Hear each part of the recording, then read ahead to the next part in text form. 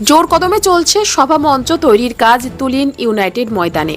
এ বিষয়ে ঝালদা ১ নম্বর ব্লক সভাপতি জয়প্রকাশ মাহাতো জানান, ১৪ই মে বেলা ১২টা পুরুলিয়া লোকসভা কেন্দ্রে তৃণমূল কংগ্রেস প্রার্থী শান্তিরাম মাহাতোর সমর্থনে ঝালদার তুলিন ইউনাইটেড ময়দানে সর্বভারতীয় সাধারণ সম্পাদক অভিষেক বন্দ্যোপাধ্যায় আসছেন নির্বাচনী জনসভায়। সেই সভার জন্য তৈরি হচ্ছে বাম পাশে মঞ্চ ও ডান দিকে তৈরি হচ্ছে হেলিপ্যাড।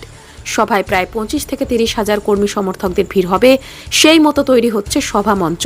আর এই সভা সফল করতে বাগমুন্ডির বিধায়ক সহ আমরা স্থানীয় নেতৃত্ব ময়দানে সময় সময় পরিদর্শনে থাকছি। সাথে সাথে সভা সফল করতে অঞ্চলে অঞ্চলে চলছে প্রস্তুতি বৈঠক। শান্তিরাম মাহাতোর সমর্থনে আমাদের সর্বভারতীয় তৃণমূল কংগ্রেসের সাধারণ সম্পাদক মাননীয় অভিষেক ব্যানার্জি এখানে ওনারা প্রচার করার জন্য এই মিটিং স্থলে পৌঁছাবেন, সেই জন্য প্রস্তুতি করব। কত জমায়েত হওয়ার? মিনিমাম ২৫